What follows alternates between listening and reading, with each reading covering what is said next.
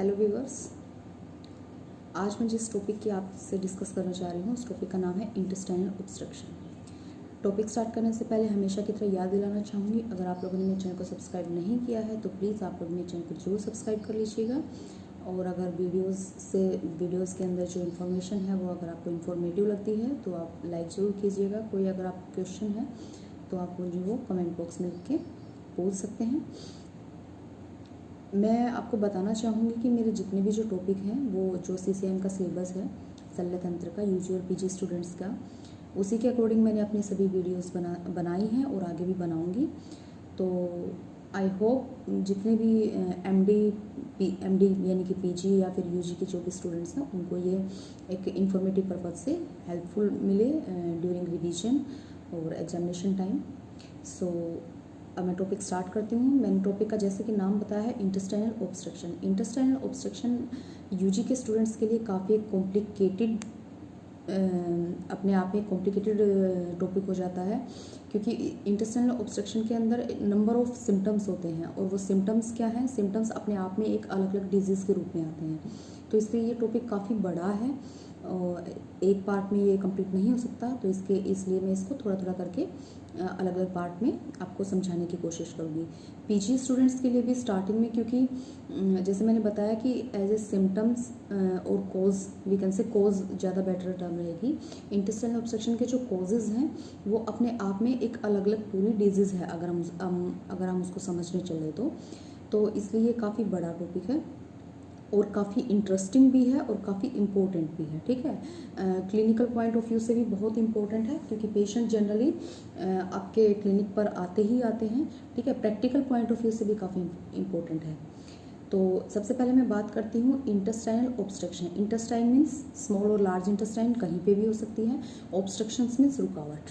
ठीक है, नाम ही सजेस्ट कर रहा है कि पैथोलॉजी कहाँ पे होती है, इंटेस्टाइन के अंदर कोई ना कोई पैथोलॉजी डेवलप होती है, जिसकी वजह से क्या होता है, वहाँ पे ऑब्स्ट्रक्शन क्रिएट होती है और उस ऑब्स्ट्रक्शन की वजह से हमारी बॉडी के अंदर कोई ना कोई ऐसा सिस्टम होता है जो अपना नॉर्मल फंक्शन नहीं कर पाता और पेशेंट जो है आपके पास आता है।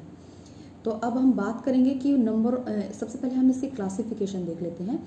क्लासिफिकेशन इसको नंबर ऑफ कॉजेज़ के बेस के ऊपर, ठीक है, दो में डिवाइड किया गया है। पहला डायनामिक और दूसरा एडायनामिक। डायनामिक वर्ड का अपने आप में ही मतलब होता है मूवमेंट, ठीक है, चलना। तो डायनामिक मीन्स यहाँ पे चलना, हम नॉर्मल चलने को तो बोल नहीं सकते हैं, क्योंकि बात यहाँ पे इंटेस्टाइन की हो रही है। तो यहाँ पे चलने से मतलब हम लेंगे इसकी पेरिस्टाल्टिक मूवमेंट की। जनरली जितने भी मेडिकल स्टूडेंट हैं सबको पता है पेरिस्टाल्टिक जो साउंड होती है, पेरिस्टाल्टिक जो मूवमेंट होती है वो क्या होती है। ठीक है, जनरली एब्डोमेन में जो हमारी जो इंटेस्टाइन है जब वो मूव करती हैं, ठीक है, मूव करती हैं, तो क्या होता है कि फूड जो हमने खाया, जो भी हमने खाना खाया है, वो धीरे धीरे उस मूवमेंट के थ्रू ही फर्दर आगे माइग्रेट करता है। तो अगर वो इंटेस्टाइन की मूवमेंट कहीं ना कहीं हैम्पर होती है, अगर कहीं रुक जाती है, तो उसको नाम दिया जाता है पैरालिटिक इलियस।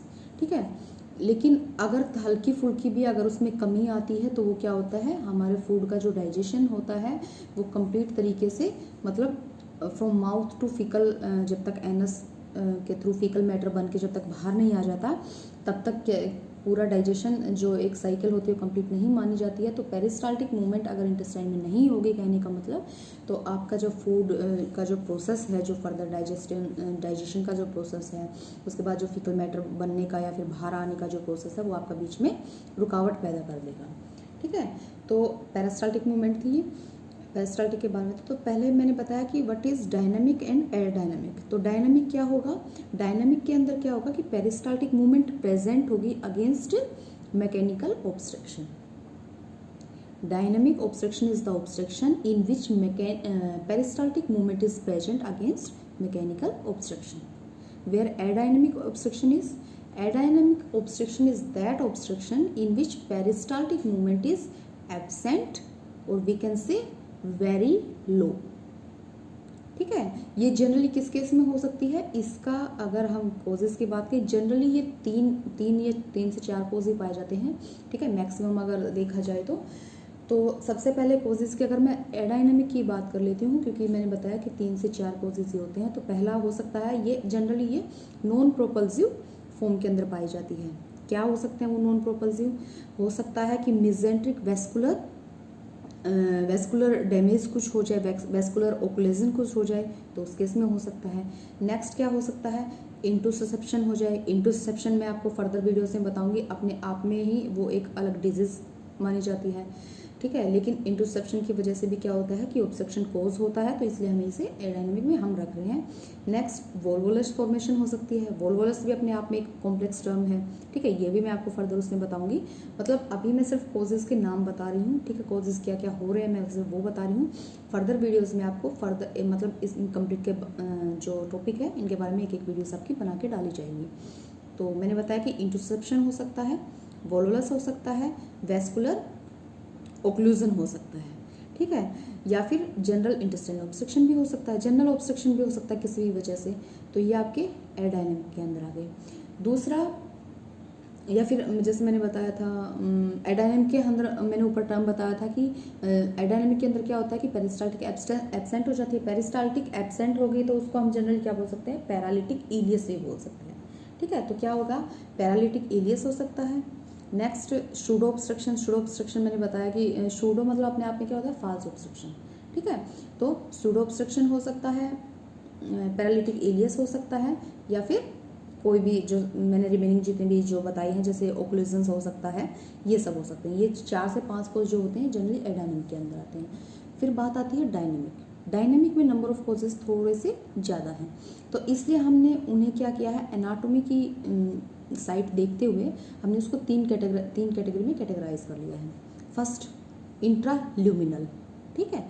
इंट्राल्यूमिनल अगर कोई कोज होगा तो वो इसमें आ जाएगा। इंट्राल्यूमिनल क्या क्या हो सकता है? इंट्राल्यूमिनल मतलब ल्यूमन के अंदर क्या क्या हो सकता है? तो ल्यूमन के अंदर क्या क्या हो सकता है? ल्यूमन के अंदर जनरली वो चीज़ें आएंगी अगर हम कुछ गलत खाते पीते हैं तो, ठीक है। उसमें क्या हो सकता है? फर्स्ट इज फिकोलिथ हो सकता है, ठीक है। फिकोलिथ मीन्स जो हमारा फिकल मैटर होता है, ठीक है, उससे रिलेटेड लिथ मतलब वो हार्ड हो जाता है, ठीक है। मान लो अगर पानी वानी की कमी होती है या फिर जैसे जनरली क्या होता है कि जो वाटर कंटेंट अगर कम होता है तो फिको लिथ जो वर्ड होता है वो अपने आप में स्टोनी मतलब हार्ड जो चीज़ होती है उसके लिए यूज़ किया जाता है। नेक्स्ट बेजोर्स। बेजोर्स में क्या होते हैं कि मतलब जैसे मतलब जनरली डेब्रिज के लिए बेजोर वर्ड यूज़ किया जाता है। फॉर एग्जांपल कई बार जैसे छोटे बच्चे या फिर हम लोग भी खाने के टाइम पे अगर ऐसा होता है कि हेयरी स्ट्रक्चर लाइक अगर अंदर से आ गया है तो वो भी ये सब चीज़ें कोज कर सकते हैं, ठीक है। तो मैंने बताया बेजोर्स। Next, foreign bodies. इसके अलावा कई बार और भी फॉरेन बॉडीज़ हो सकती है। मान लो गलती से कोई नुकीली चीज़ या फिर इस तरीके की कोई भी चीज़, कोई भी फॉरेन बॉडी मतलब एनीथिंग जो वो हमारी बॉडी के लिए सूटेबल नहीं है, ठीक है, और जो हमारी बॉडी को जाके आगे दिक्कत कर सकती है, तो वो चीज़ आपको मिलेगी किसके अंदर? इंट्राल्यूमिनल के अंदर। इंट्राल्यूमिनल मैंने फॉरेन बॉडीज़ बता दिया, बेजोर्स बताया, और मैंने आपको फर्स्ट में बताया इम्पैक्शन यानी कि फिकोलिथ, ठीक है, फीकल मैटर हो गया। नेक्स्ट, कई सिचुएशंस में ऐसा भी हो सकता है कि गाल स्टोन्स की वजह से भी प्रॉब्लम हो सकती है, ठीक है। तो फर्स्ट था इंट्राल्यूमिनल, नेक्स्ट है इंट्राम्यूरल और थर्ड है एक्स्ट्राम्यूरल। तो इंट्राम्यूरल